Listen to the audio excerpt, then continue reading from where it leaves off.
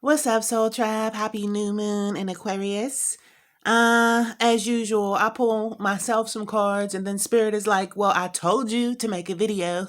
And I'm always regretting that I didn't pull the cards on camera because the synchronicity always blows my mind. Let me try to piece this together. The first card that came out was the full moon in Aries, trying to tap into the moon and lunar energy. What makes this so synchronistic is, of course, Aries is the first sign of the zodiac, and we are approaching Aries season where the astrology year technically starts over. That is the new year when Aries season starts.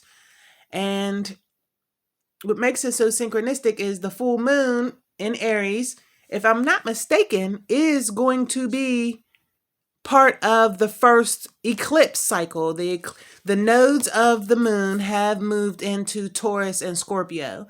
And what that means is for the next 18 months, the nodes or the axis for the eclipses is going to be in Taurus and Scorpio. So the first eclipse of this year is in April, and I'm not sure if it's the full moon. I want to say that's how synchronistic this is. I want to say the first eclipse is going to be on the full moon in Aries, and it says a fiery climax approaches, which brings conclusions.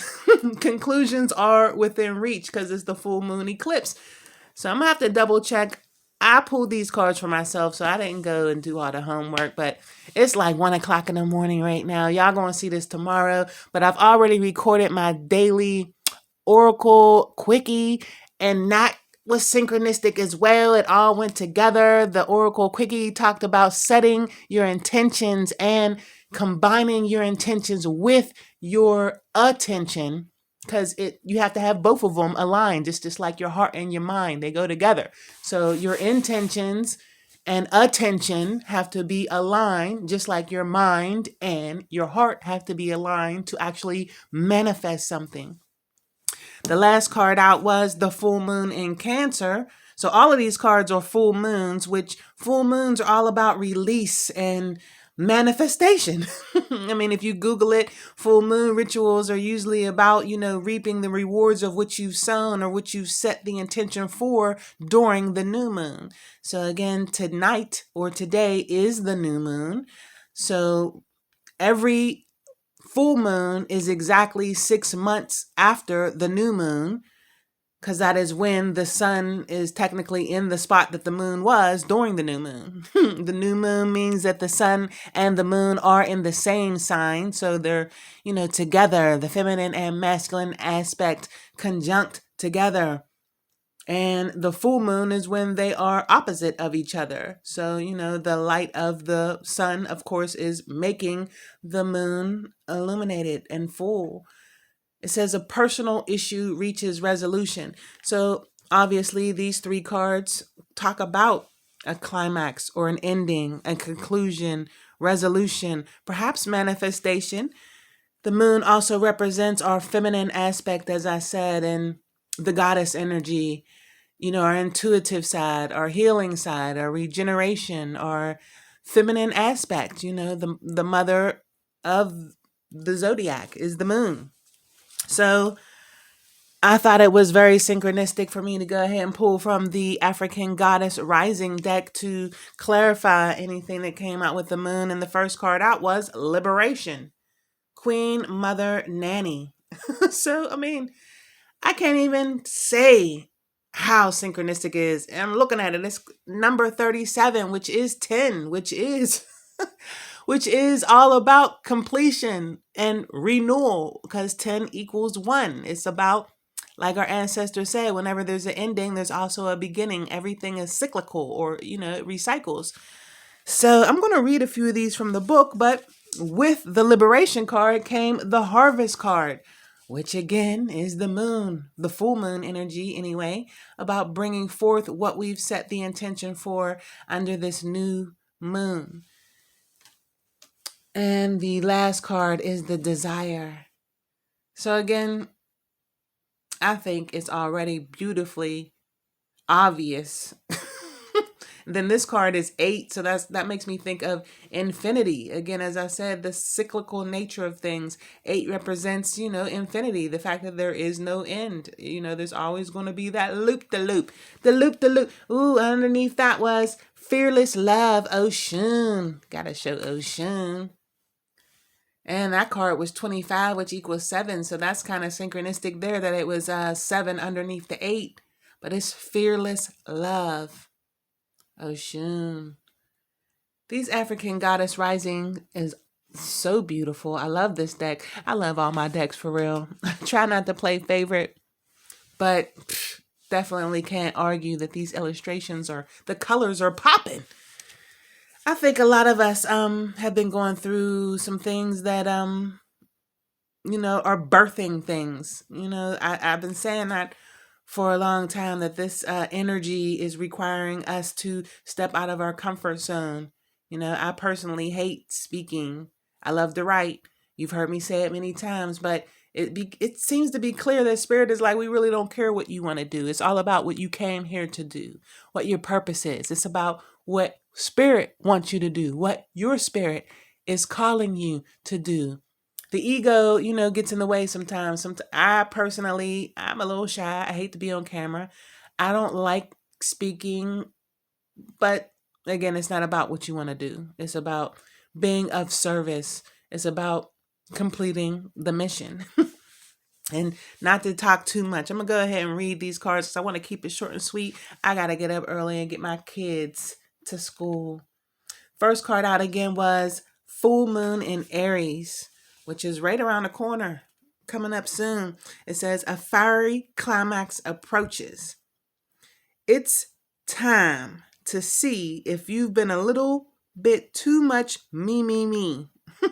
There's a tug of war going on between what you want and what someone else wants. But you'll have to wait a little while to see what's going on and what's going to happen next. As you wait, ask yourself if you've been handling the situation as sensitively as you could have. If you know deep down that you've been a little rash or a little harsh, going too fast or overstepped the mark, then accept that on some level you've created this situation yourself, which means you can create your way out of it too.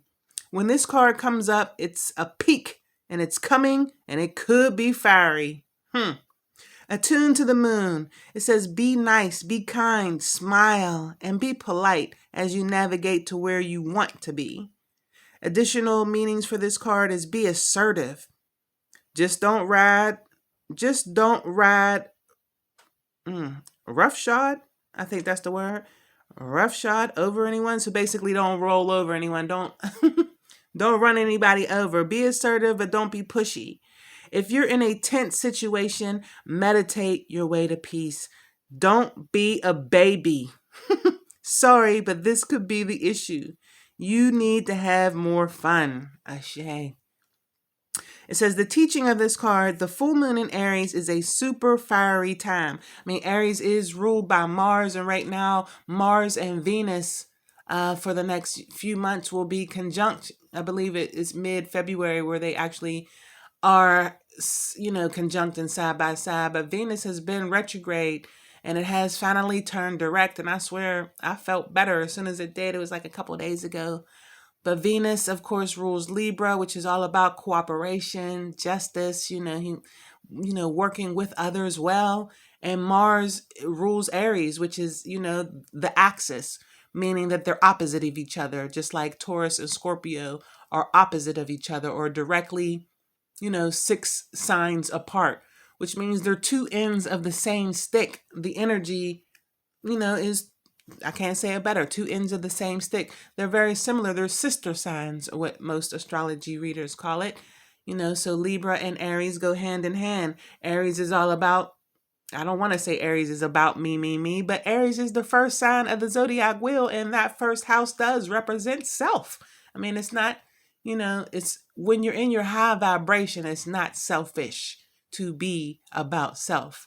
But if you're in your low vibration, then you could be a little selfish. So that again is why this card specifically says it's time to look at yourself. Are you about me?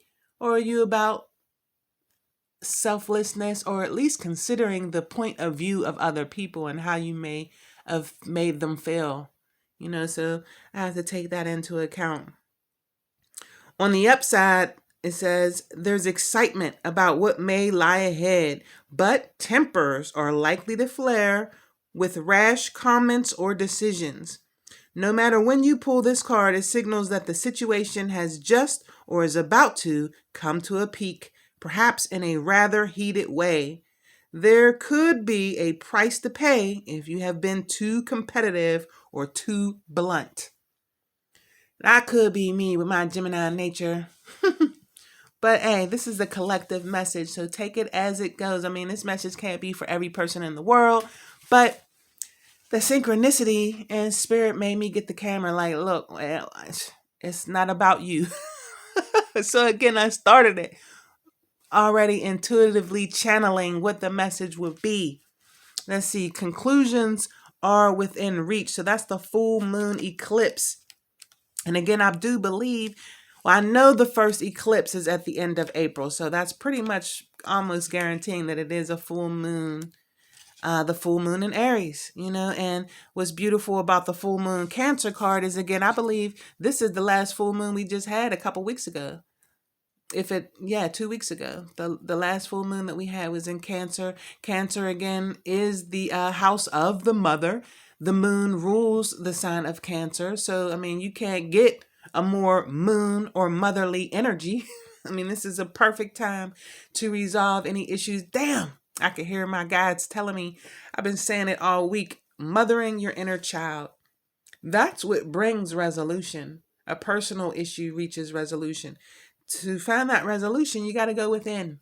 That's the message. So I'm not even going to read that from the book. That was the message. Now, the first card out with the goddess rising again was liberation. So again, once you go within, you are liberated. You're free. You have released the gate that we've held ourselves. I seen or pictured that. What is the in tarot? It's the Eight of Swords. When we have our own mental entrapment, when we feel like we're trapped, but it's just really our mind playing tricks on us.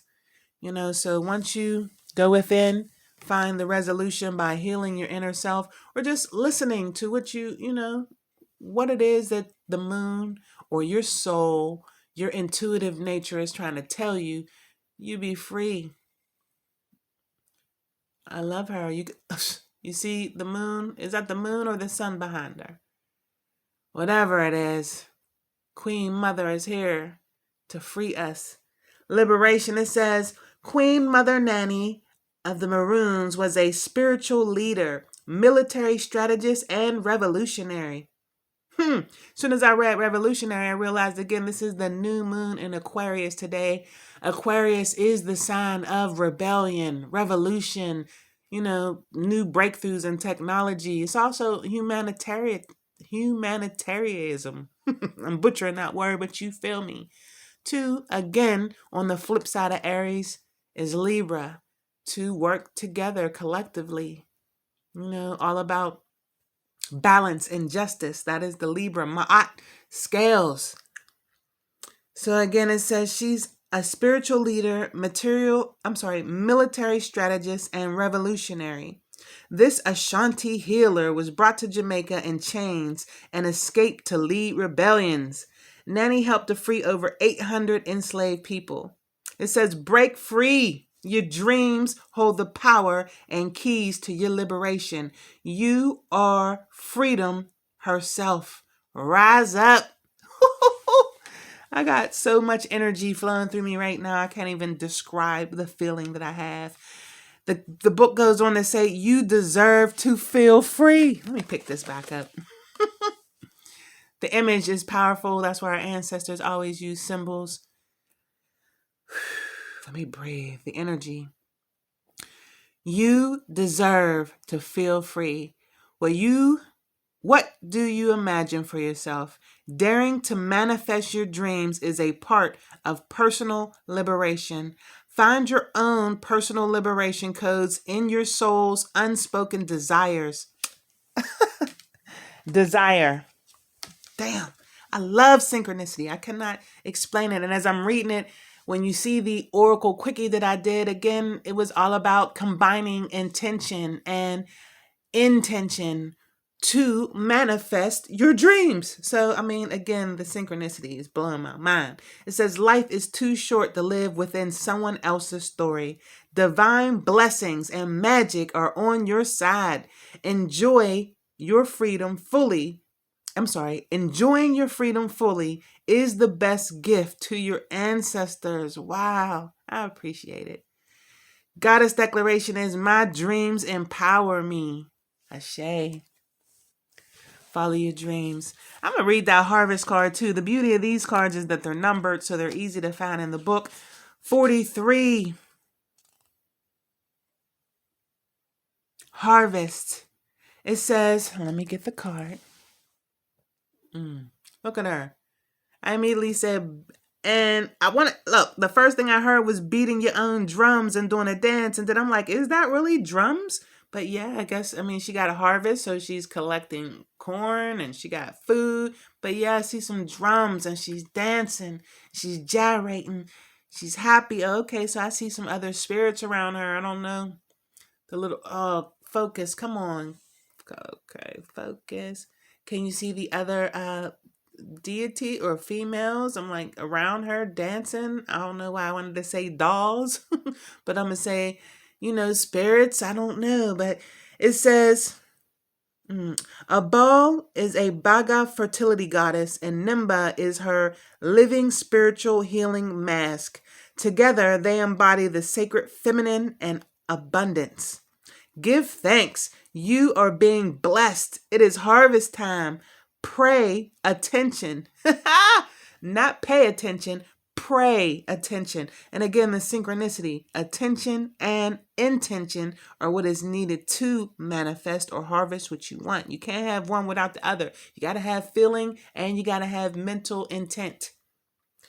It says, a season of great harvest is a season of great epiphanies. You are prospering. Harvest is when you reap the blessings that you have sown. The harvest is not just the fulfillment of your dreams, but the creation of them. Yes, yesterday's Oracle Quickie was creating happiness. It says that, I remember reading, there's no way to search for happiness. You must create it. Wow, synchronicity. It says your thoughts, your imagination, the blessing of you being here another day on earth. This is all harvest. Wow. I want to say the day before, the 29th, was every day I wake up is a bonus round. The Oracle. So again, this whole week is lining up, and that is the definition of synchronicity. When you can see and appreciate. Well, synchronicity is all about, when you see things lining up, the coincidental things that are not coincidental, the telltale signs that you are on the right path.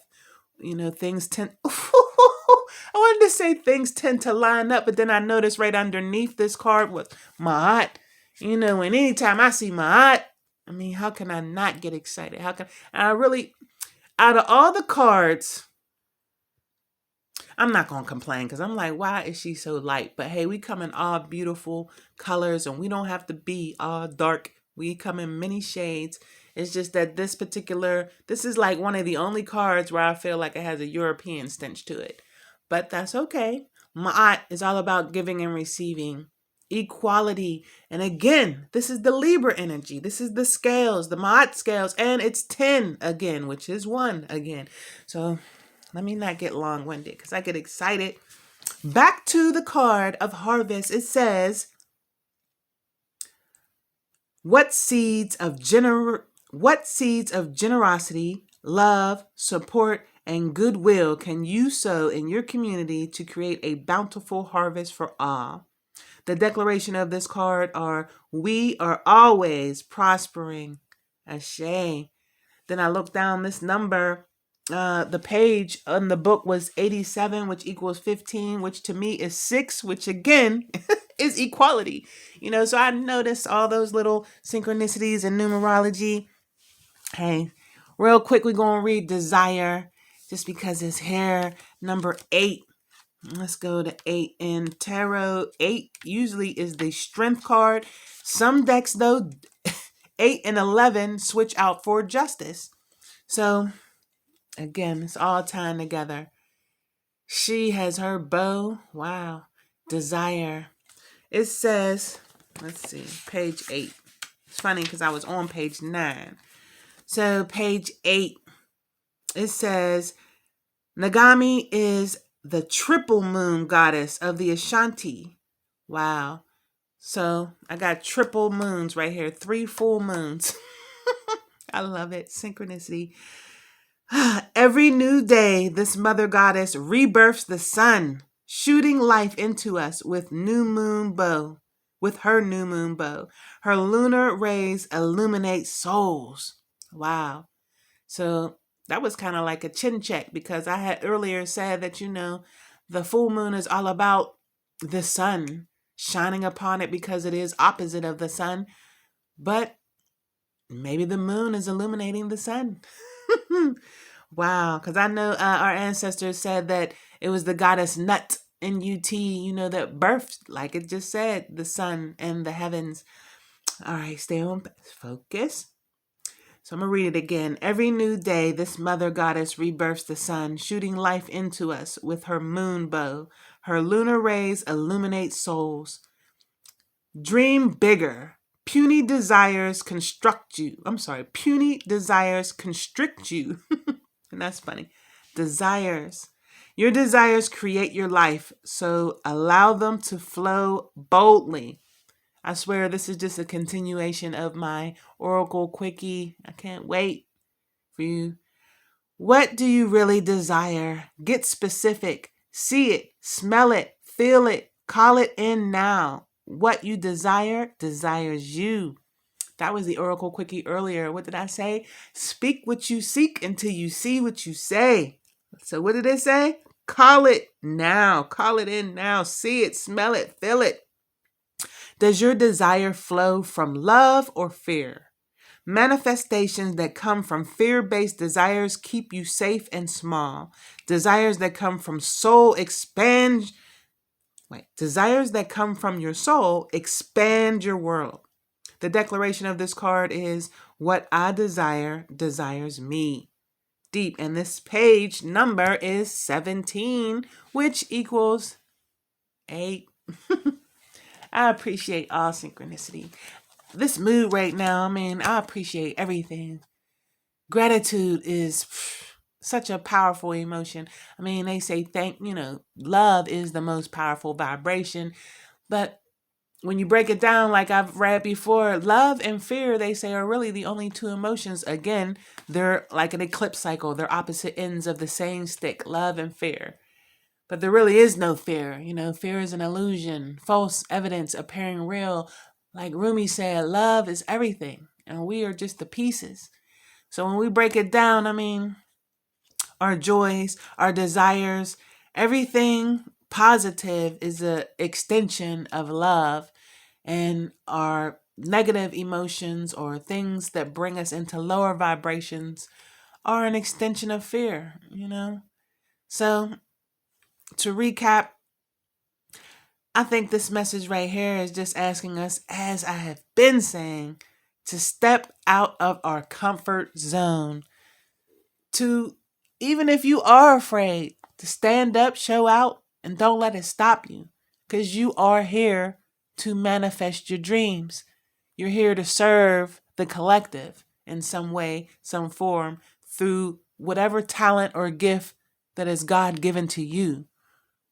We don't all play the same position, but we all got a position to play. And that fiery climax that approaches is all in how you take that. If you avoid, the confrontation, or you avoid stepping into what Spirit is asking you to do, that is how we create tower moments that they call in the tarot. The tower is, when you have repeatedly gotten that inner nudge and you just don't feel like doing it, or you just keep procrastinating, or like me tonight, or Spirit just kept telling me, pull some cards for Cameron. I'm like, I'm sleepy, standing there 2 o'clock. I'm going to just pull a couple, because I'm still going to pull some cards, but I really didn't want to do all this because I feel like I'm not prepared. You know, my Gemini mind, that's the ego. Always feeling like, damn, I got to have it scripted. It got to be perfect. I don't want to stutter. I don't want to make no mistakes, but we're human. You know, we make mistakes. We do. And like, the brother recently told me, we grow and we learn the most from our mistakes. You know, you don't really learn that much from your successes, except for, okay, now what's next? Because once you succeed, now what? Once you fail, though, you know, you got some tweaking to do. You learn from your mistakes. You dust yourself off. You get up. As long as you keep going, conclusions are within reach. And that's deep because I said the 8 of Swords earlier. The 8 of Swords, again, was about mental confinement and contraption. I see immediately when I picked this card up this time, you see how the 8, there's 8 tree stumps right here, which is blocking the moon, you know, and the moon is trying to shine. The moon, again, represents your internal emotions, your inner feminine, which represents your creativity. Your feminine aspect is your creative side, you know, so don't block your creative side. Don't put your inner self in jail or a spiritual prison or a mental prison by the ego. I mean, that's the ego's job, to protect us. You know, the ego is not a bad thing. It just, you know, we are programmed and conditioned by our childhood, our environment, and everything around us until we decide to control ourselves. Well, if we don't recognize those conditions, we do them subconsciously, you know, until we do recognize them, and then we have the power to change them. But as soon as you recognize them and you start to change them, immediately your ego is like, whoa, we don't want to, we like knowing what's going to happen. You know, the ego is all about knowing what's going to happen. The ego doesn't want really surprises. The ego is all about understanding and planning for the next, you know, so that we can be prepared, so that we can be safe, you know, but there is no safety in life, really. You got to dance and be free and expect that, you know, shit may happen every now and then, but you'll always be protected.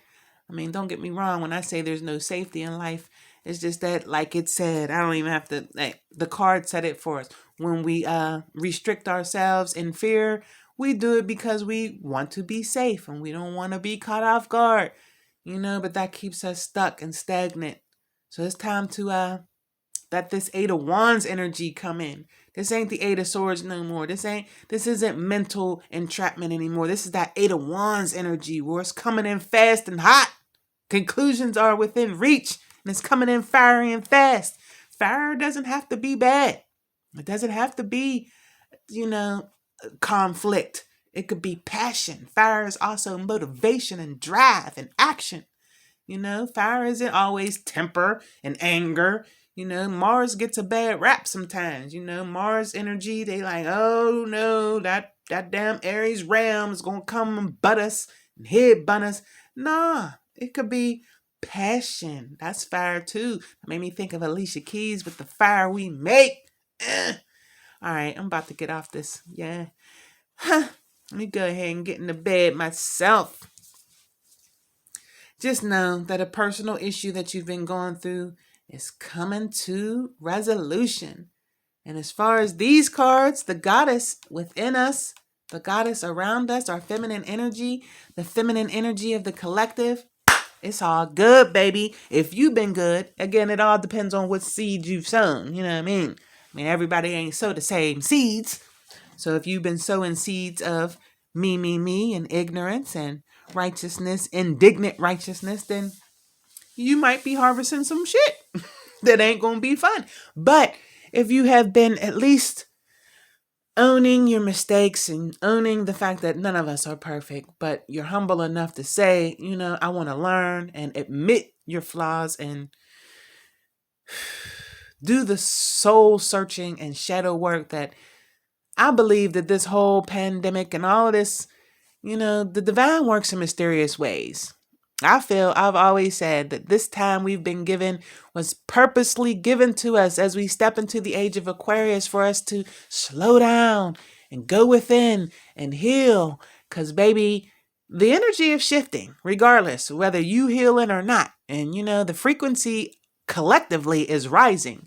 We're stepping into the golden age, and I feel like there's going to be an energy shift where if you vibrating high, you're going to be drawing and seeing positive things. But if you're vibrating low and planning on war and planning on destruction and only focused on the negative in the world, then that's what you're going to draw to yourself.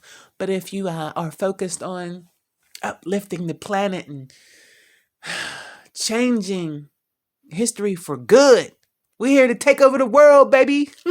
That comes from my Oracle Quickie that you will see me post tomorrow morning. But that was what it was. I thought a pinky in the brain and said that we're here for world domination or something like that, the card said. And the cards are humorous. That's why I love them, the affirmation deck that I use every day for the Oracle Quickies. But humor still is reality in the sense that, like I said, in that, we're here to take over the world. I mean, you are, in essence, a spiritual being having a life or human experience. You are here to master self. So when I say take over the world, I'm talking about you. Like Bob Marley said, man is a universe within himself. And all of these esoteric and religious books and studies is all about, again, understanding the inner self as the outer self. I mean, as above, so below. As within, so without. Everything is connected. Just like this spread. So something's going to happen. I want to say when this new astrological year starts in the Aries season in April, when everything starts popping off, technically in March, Aries season kicks in. That I want to say is going to start bringing or manifesting or harvesting all of the intentions and things that we put in to effect at the very least within the last 6 months, back when the new moon was in Aries. As if it's the full moon in Aries. So now I just caught myself. Okay, recap. Full moons are 6 months after the new moon. So in Aries season, technically is going to be the new moon in Aries. So this full moon eclipse this eclipse that's coming up in Aries is not going to be the full moon in Aries because it's going to be a new moon in Aries. It's still synchronistic though, because essentially what it's saying is the full moon in Aries would be 6 months after the new moon. And it's not necessarily, again, time is an illusion. It's not, linear. So you don't have to wait 6 months, in August. You don't have to wait till August. Hey, I can't tell you divine timing now because Spirit just caught me. I don't know. Everybody's on their own timeline. Me personally, I already feel the shifts happening now. I can see them happening. I can feel them. I feel like the next couple months, all of us are going to start manifesting in some way based on where we've been, where our mind's been, what we've been doing.